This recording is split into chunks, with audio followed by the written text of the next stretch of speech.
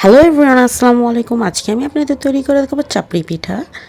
এখানে আমি চালের গুঁড়ো নিয়ে নিয়েছি, বাজারে কেনা শুকনো চালের গুঁড়ো নিয়েছি ডাল বাটা, পেঁয়াজ কুচি, কাঁচামরিচ কুচি, ধনিয়া পাতা কুচি, আদা রসুন পেস্ট, হলুদের গুঁড়ো এবং লবণ। এখানে আমি ডালটা অল্প পরিমাণ নিয়েছি। এখানে আমি চালের গুঁড়ার সাথে হলুদের গুঁড়ো 1 চা চামচ এবং আদা রসুন পেস্ট 1 চা চামচ, সাথে দিয়ে দিব ডাল বাটা। আমি দিয়েছি হাফ কাপ পরিমাণ, সেটা বেটে নিয়েছি। এখানে কাঁচামরিচ কুচি দিয়ে দিব, পেঁয়াজ কুচি দিয়ে দিব এবং ধনিয়া পাতা কুচি দিব 2 টেবিল চামচ। পেঁয়াজ নিয়েছি এখানে বড় সাইজের 2টি কুচি করে নিয়েছি, কিমার মতো করে নিয়েছি। আর নিয়েছি এখানে 4-5টি কাঁচামরিচ। আপনারা যদি ঝাল কম খান তাহলে কাঁচামরিচের পরিমাণটা কমিয়ে দিবেন। ভালো মতো করে আমি এখন এটা একটু ফার্স্টে মথে নিব। তারপর অল্প অল্প করে আমি এখানে সুষুম গরম পানিটা ইউজ করব এবং একটি ব্যাটার তৈরি করে নিব। এখানে আমি অল্প অল্প পরিমাণ পানি দিচ্ছি, আবার ভালো মতো করে মথে নেব সুন্দর করে।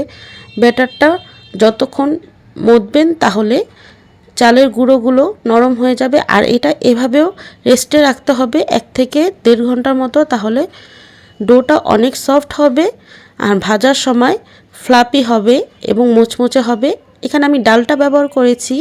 চালের সাথে ডালের মিশ্রণটা দিলে পিঠাগুলো অনেক সুন্দর মুচমুচে হবে। এই চাপড়ি পিঠাগুলো খেতে বেশ মজার হয়। এইগুলো আপনারা গরুর মাংস, মুরগির মাংস, খাসির মাংস তরকারি দিয়ে সার্ভ করতে পারেন, কিংবা বিভিন্ন ধরনের ভর্তা, শুটকির ভর্তা, ধনিয়া পাতা ভর্তা, যে কোনো ভর্তা দিয়ে আপনারা এগুলো খেতে পারেন। এভাবেও ঝাল ঝাল চাপড়ি খেতে বেশ ভালোই লাগে।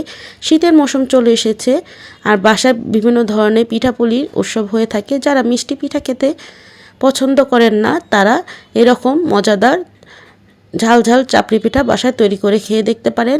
আশা করি আপনার কাছে অনেক ভালো লাগবে। আর যারা এরকম পেঁয়াজ কাঁচামরিচ আস্ত রাখতে চান না তারা ব্লেন্ডারে একটু মিক্সড করে ব্লেন্ড করে তারপরে দিতে পারেন এই পিঠার মধ্যে।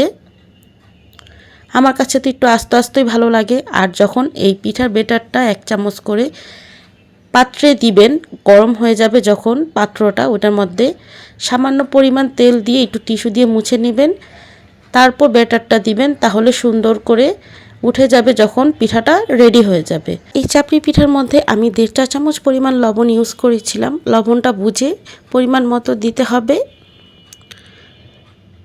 এখন আমি অপেক্ষা করব পিঠাটা রেডি হওয়া পর্যন্ত। উপরে একটি ঢাকনা দিয়ে ঢেকে দিলাম।